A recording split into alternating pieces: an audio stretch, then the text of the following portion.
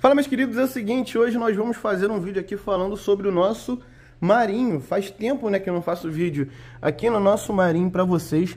Ele passou por muitas mudanças ultimamente aí, mas hoje eu quero falar sobre um assunto muito específico. Eu quero falar sobre isso aqui, ó, algas. Tem alga aqui na nossa lupa da Flipper, ó, quantidade de alga, parece até um cabelo, né? Tem alga no vidro também. E na rocha aí tem pouca coisa, mas a gente ainda encontra algumas algas. Eu quero falar principalmente sobre as algas aí, para poder alcançar o público iniciante. E tem muitos iniciantes, eu mesmo por um momento tive muita dúvida sobre essa questão de algas nos aquários. E eu quero fazer um vídeo assim, com uma linguagem bem simples, porém esclarecedora aí para os iniciantes. Eu procurei vários vídeos aqui pela internet, na época que eu estava com dúvida, e achei muitos vídeos assim complicados de se entender, né? E aí eu acabei caindo em um vídeo específico que me ajudou muito, que eu vou deixar inclusive o link desse vídeo aqui na descrição, mas eu vou citá-lo mais pra frente aí no vídeo, que é um vídeo sobre algas da Reef Show, do Léo Cardoso, Léo Carvalho e do Júnior Melo, né? Grande abraço aí pro pessoal lá da Reef Show. Inclusive o canal deles me ajudou muito aqui, ó, a manter um equilíbrio no meu marinho, selecionar animais.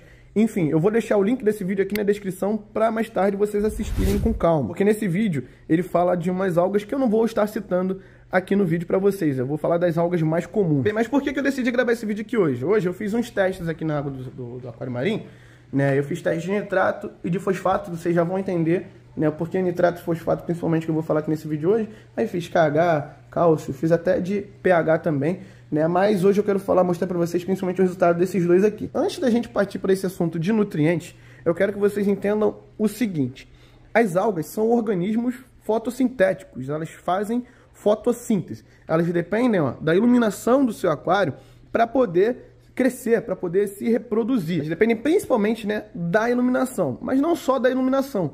Elas dependem também dos nutrientes disponíveis na água. Que nutrientes seriam esses? Principalmente nitrato, fosfato e silicato, né? Eles dependem principalmente desses três nutrientes aí para poder elas consumirem esses nutrientes e poderem assim proliferarem no ambiente. Inclusive esses três nutrientes, né, principalmente aí nitrato e fosfato, são nutrientes assim que os corais também dependem, né, para poder crescer, né? Ou seja, os corais de certa forma disputam nutrientes aí com as algas. Dependendo da quantidade de fosfato e nitrato que você tem no seu aquário, isso também não vai fazer bem aos seus corais, né? E é muito importante que a gente consiga manter equilibrado os níveis desses nutrientes que eu citei aqui agora, né? Alguns zerados, alguns são completamente indesejáveis, como por exemplo o próprio silicato. Vocês precisam entender o principal ponto aí onde nós conseguimos acabar com as algas nos nossos aquários. O primeiro ponto é a competição por nutrientes e o segundo ponto é a predação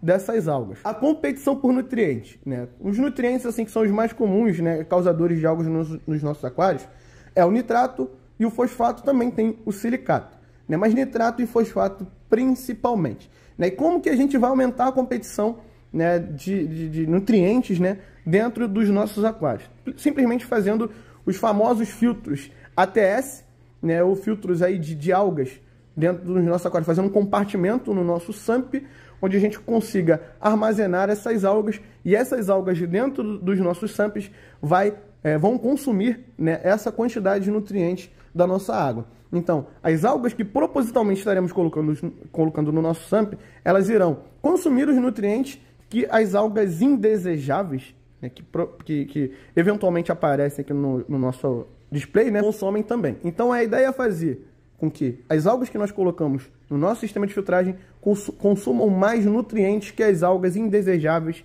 que estarão eventualmente aparecendo aqui pelo nosso display de aquário, né? Basicamente, a competição por nutrientes é isso. Mas eu sei que não é a realidade de muitos aquaristas aí, principalmente para quem tem nano. Não dá para fazer um ATS, né? Não dá para fazer um filtro de algas, na maioria dos casos, tá, galera? Mas quem tem essa oportunidade, realmente é algo que, assim, vale a pena e dá um resultado. A única indicação que eu tenho aí para você que for fazer filtro ATS, esse tipo de filtro aí com algas, né? Faça num estágio onde essas algas não vão parar, né? Em hipótese alguma, elas não consigam vir para o display. Porque se essas algas saírem do seu SUMP e virem parar no seu display, cara, elas vão se proliferar dentro do seu aquário e aí uma solução vira um problema, né?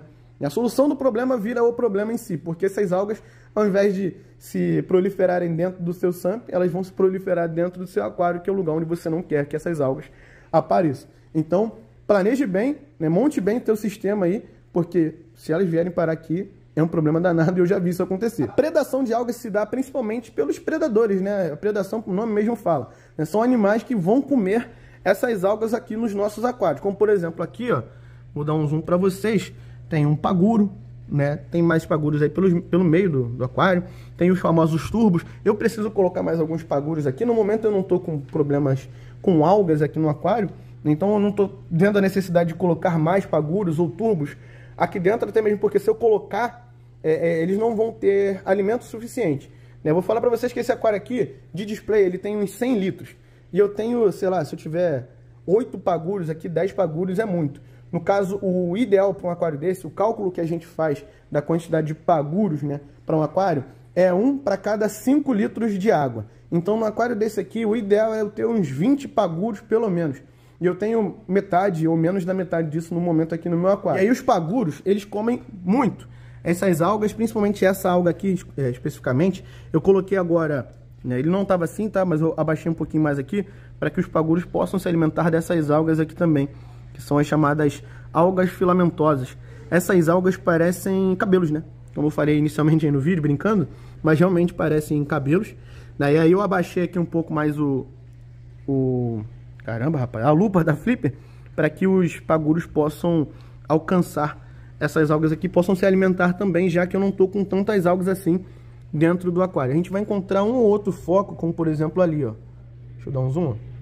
Tem um pequeno foco ali, né? Mas é assim, muito pouca coisa. Então os paguros, turbos snail, neritina, astreias são animais excelentes para comerem essas algas dentro dos nossos aquários. Algas diatomáceas, algas filamentosas aí, principalmente. Aproveitando aí que eu falei para vocês dos paguros, dos turbos, né? Eles comem, além deles comerem as algas, conforme eles vão andando pelo aquário, eles vão revirando o substrato principalmente, né? E tem muita alga que agarra, principalmente a alga marrom, né? Ela agarra aí no substrato. E uma das formas também que eles fazem para poder se livrar dessas algas é simplesmente no fato deles caminharem pelo substrato, eles vão revirando, né, os grãos, eles vão revirando cascalho ou areia. E nesse simples fato deles revirarem, eles, por exemplo, o cascalho está virado de um lado, eles virarem para o outro, né, liberar a outra superfície limpa, além de imediato deixar o substrato mais limpo, eles vão fazer com que essa alga que está virada para cima vire para baixo e não se alimente mais, vamos dizer assim, né, não faça mais a sua fotossíntese com a iluminação. Então eles vão também acabar matando essas algas dessa forma. Tem algumas espécies de peixes também que comem algas, como por exemplo os tangues, a família dos tangues aí, eles comem muitas algas. E também outros invertebrados como os ouriços. Os ouriços também comem bastante algas. Mas não são todas as algas que eles comem. Tem algumas espécies de algas que eles acabam evitando. Como por exemplo as briópsis, né, que são rochas que normalmente elas se proliferam nas rochas dos nossos aquários ou até em algum ponto específico do substrato, da parte traseira, assim, do vidro traseiro, né? E essas algas são algas que não são tão palatáveis assim para os animais e eles não comem porque elas são ruins, né? São ruins, não tem um sabor bom, eles acabam não comendo, né? E eu só vi um jeito assim mais eficiente de acabar com esse tipo de alga, né? Essa alga briópsis, que é utilizando fluconazol. O fluconazol se utiliza uma quantidade de 9 mg para cada litro de água, tá?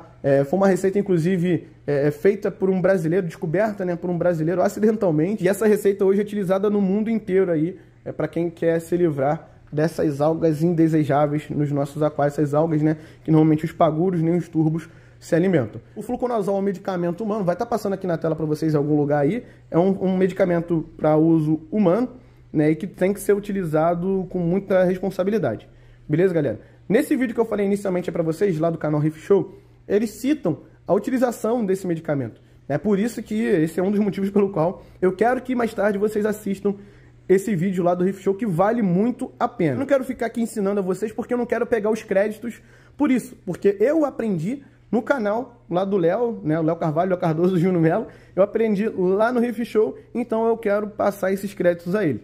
Então o fluconazol é um medicamento que funciona e funciona muito bem, né, para vocês se livrarem aí dessas algas. Então basicamente aqui eu resumi para vocês, né, de como a gente pode se livrar de determinadas algas, né? Controle de nutrientes, né? A gente tem que controlar muito bem, principalmente a água que entra no nosso aquário. Por exemplo, se você não está utilizando uma água de ionizador ou reversa osmose, essa água provavelmente está passando para o seu aquário com muito silicato, né? E o silicato é um nutriente, vamos dizer assim, que acaba ocasionando principalmente algas diatomáceas, né? Que é a famosa alga marrom. Então, se passar silicato, se você jogar silicato dentro do aquário, você vai ter problema com algas, né? A mesma coisa o fosfato, né? Se você não tiver um filtro aí decente, né, que tipo tá deixando passar também fosfato, que é algo que também pode acontecer, né? Você também vai continuar tendo problemas aí com algas nos seus aquários. Outra forma interessante da gente controlar nesses nutrientes é fazendo a TPA. Às vezes a galera aí, eu sei que não tem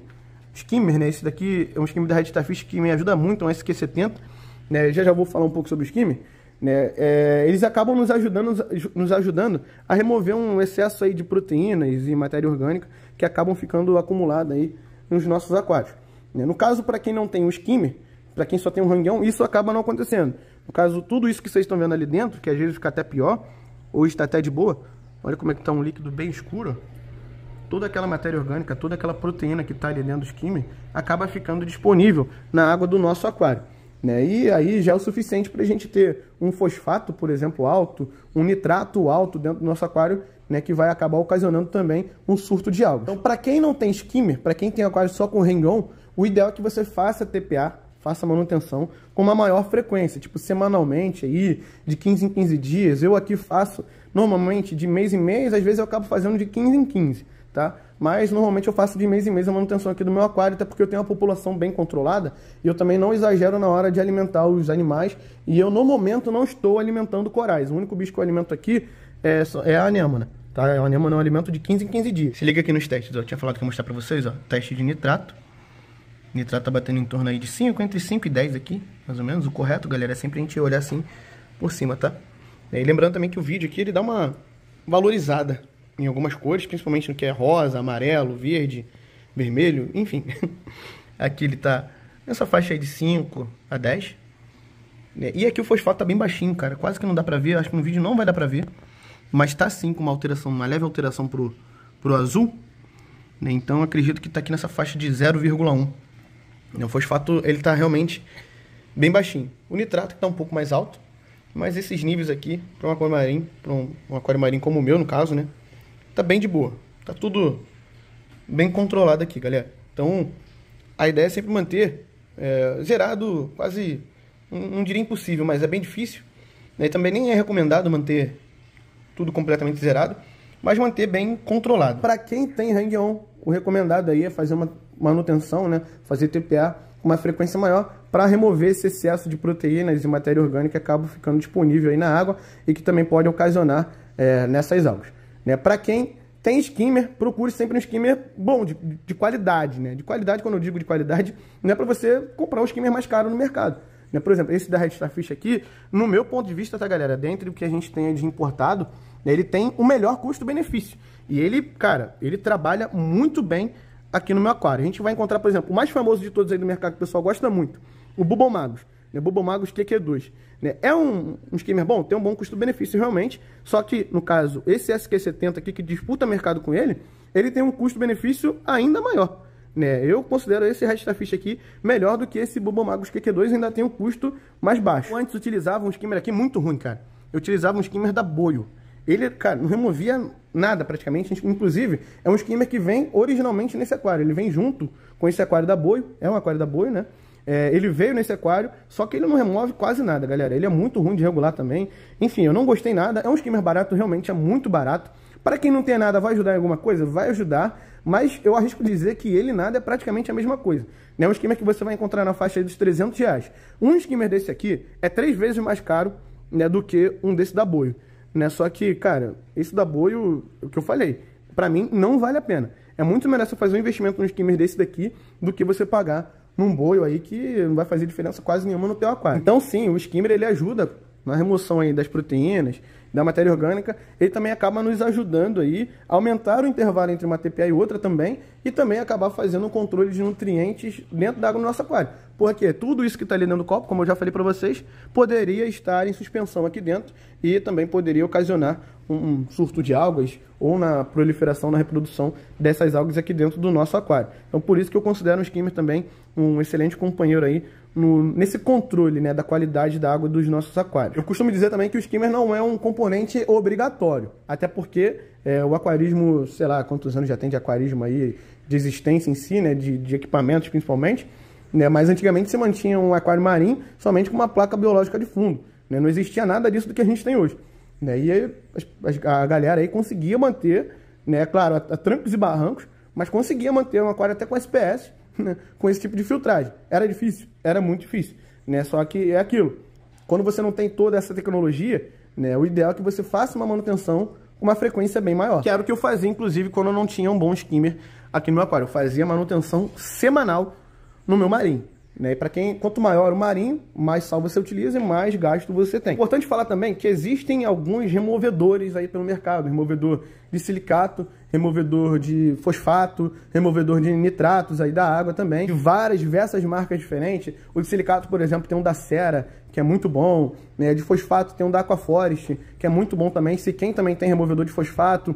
Enfim, isso aí vai depender do que você... A Oceantec também tem, por mais que eu não tenha muitas referências do da Oceantec, mas a Oceantec também tem. Isso aí vai do seu bolso aí, ou da marca que você tiver preferência. Mas esses removedores de silicato, fosfato, principalmente aí, funcionam muito bem, né, para quem está querendo reduzir os níveis de forma emergencial. Mas eu digo que é sempre muito importante a gente ter testes, né, para a gente ter uma noção de como é que está o nível.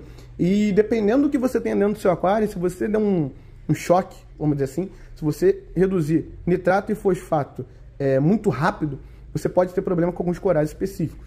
Né? Eu, por experiência própria, isso não só no meu aquário, aquários que eu vi assim pessoalmente, no meu aquário aqui, em outros 2 aquários lá na Ecotop, né, que é uma loja onde eu trabalho aqui no Rio, se você baixar o nitrato de forma assim muito brusca, de uma hora para outra, tem corais como a própria Xenia Pompom, que muitas pessoas acham que é um coral muito fácil de se manter, né, acabam sentindo e a colônia morre muito rápido, cara. Isso eu já vi, né, e realmente é um fato que acontece. Tem alguns outros corais SPS aí que também sentem muito essa queda brusca aí de nutrientes como fosfato e nitrato na água. Se você reduzir drasticamente de uma hora para outra, alguns corais podem morrer. Então tomem cuidado com isso, estude bem antes de fazer a utilização de produtos como esse que eu citei aqui para vocês. Na verdade, estude bem antes de fazer qualquer tipo de intervenção no aquário marinho de vocês. As algas dos vidros, cara.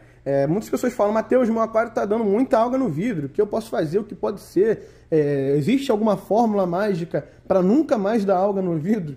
Né? Primeiramente, não existe nenhuma fórmula mágica, nenhuma receita de bolo aí para vocês jogarem no aquário de vocês e nunca mais ter problemas com algas nos vidros. O que vocês vão poder fazer é justamente tudo isso que eu falei aqui no vídeo, controle de nutrientes ou predação aí de repente também, mas controle de nutrientes principalmente, né, para que essas algas não se reproduzam tão rápido. Tá? Aqui tem uma semana mais ou menos que eu não limpo o vidro do meu aquário.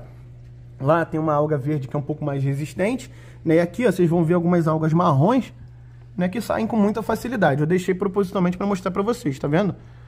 Tem alguns pontos aqui no vidro lateral ali, ó, que tem algumas algas marrons. Né? Isso aqui é normal, cara. Isso aqui a gente sempre tem que limpar mesmo. Né? Tem aí um limpador magnético para facilitar um pouco mais a vida de vocês. Que a gente também não fique inserindo muito a mão dentro do aquário, isso não é bom. Eu tenho limpadores magnéticos aqui, eu não deixo os limpadores dentro do aquário direto, eu tiro, né, para não ter problemas. E aí eu faço a limpeza aqui de 5 em 5 dias, de semana em semana, e a limpeza bem rapidinho, galera. Eu não levo nem 5 minutos para limpar o vidro desse aquário aqui. É muito rápido mesmo. E em relação a isso, a única coisa que vai mudar aí no seu aquário é a velocidade na qual essas algas vão se proliferar dentro do seu aquário. Né? Se você tiver um fosfato, nitrato alto aí no seu aquário, o silicato também, elas vão se reproduzir bem mais rápido. É a mesma coisa que você pegar, ter um aquário com hang-on, né? Eu acho que provavelmente alguém que está assistindo esse vídeo vai se identificar com isso. Você tem um aquário só com hang-on, né? E você não faz TPA por um mês. Você vai perceber que as algas elas vão começar a se manifestar, proliferar de forma bem mais rápida. Né? Algo que levava uma semana para elas se espalharem aí pelo vidro do aquário, vai acabar levando 3 dias. Né? Isso é um fato, tá? Eu mesmo já passei por isso aqui no meu aquário, depois da última mudança que eu fiz.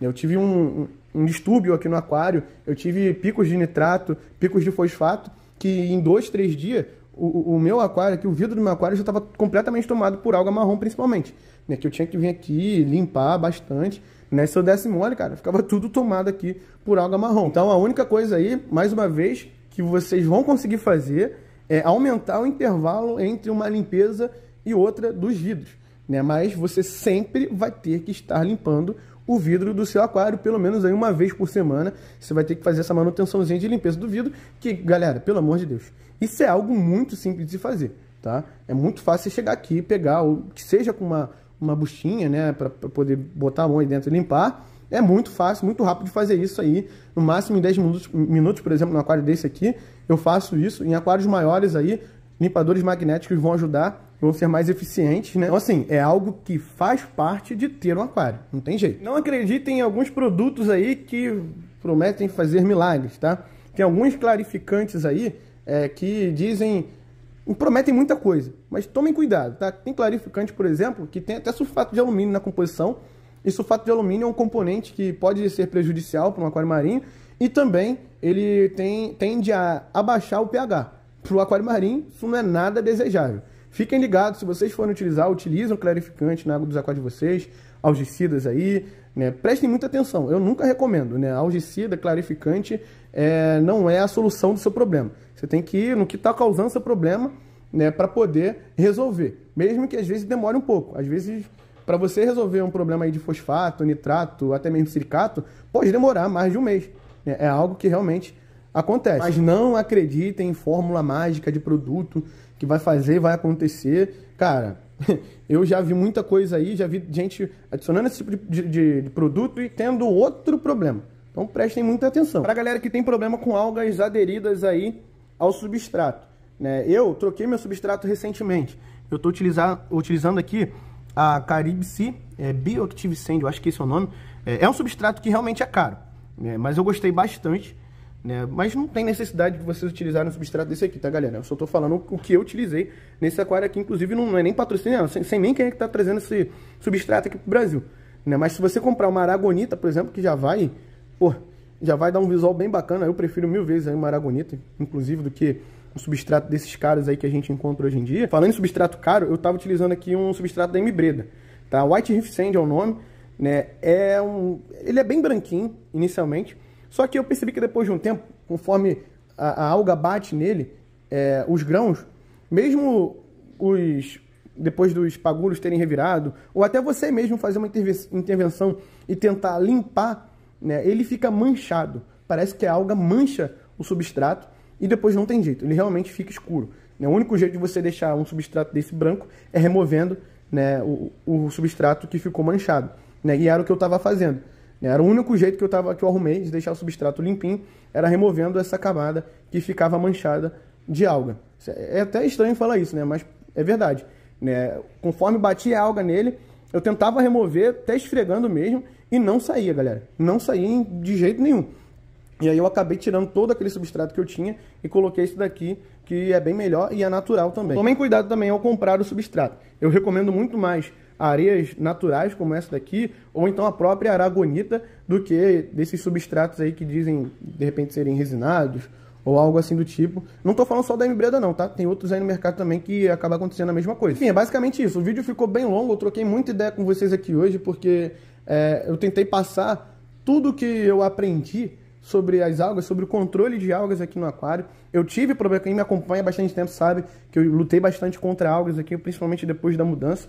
E hoje, cara, meu aquário assim, é completamente equilibrado, estabilizado em relação a isso. Essas alguinhas aqui que chega a ser até engraçado, eu deixei propositalmente, tá? Justamente para ter um alimento aí para os pagurus. Vira e mexe, eles estão aqui no cantinho comendo essas algas, beleza? No momento eu não tenho nenhum peixe aqui no aquário que come alga, tá? São, assim, peixes que inicialmente não tem função, pelo menos. Camarões bailarinos também vocês vão encontrar pela internet dizendo que eles comem algas, mas é mentira. No máximo que ele vai comer aí é uma eptásia, e nem é certo, tá? Deles comerem a eptásia, até porque os camarões bailarinos que nós encontramos pelo mercado são os nacionais. E normalmente, né, os que comem a eptásia são os bailarinos do Pacífico. Esses daqui são bailarinos do Atlântico, né? Eles podem comer a eptásia? Sim, podem sim comer a eptásia, só que os do Pacífico são muito mais eficientes em relação a isso. Estou até entrando em outro assunto aqui com vocês. Mas enfim, galera, o vídeo de hoje foi esse. Espero que vocês tenham curtido aí esse conteúdo. Em breve estarei trazendo mais conteúdos aqui sobre o meu marinho especificamente. Não esqueça que a gente também está fazendo uma série aí do meu primeiro marinho, né? Meu nano marinho, né? Tem uma playlist aqui no canal falando sobre esse nano marinho de 40 litros que eu montei lá na Ecotop e estamos fazendo aí a evolução desse nano. Espero que vocês tenham curtido. Um vídeo aí, faz tempo que eu não trago vídeo desse marinho. Vou trazer com maior frequência agora, ainda mais que ele tá bonitão agora, tá bacana pra gente poder produzir mais conteúdo, né? E eu aprendi muita coisa, cara, com esse aquário aqui. Tá sendo, assim, uma escola fantástica pra mim. Valeu, galera. Espero que vocês tenham curtido. Tamo junto, é nóis. Fiquem todos com Deus e fui!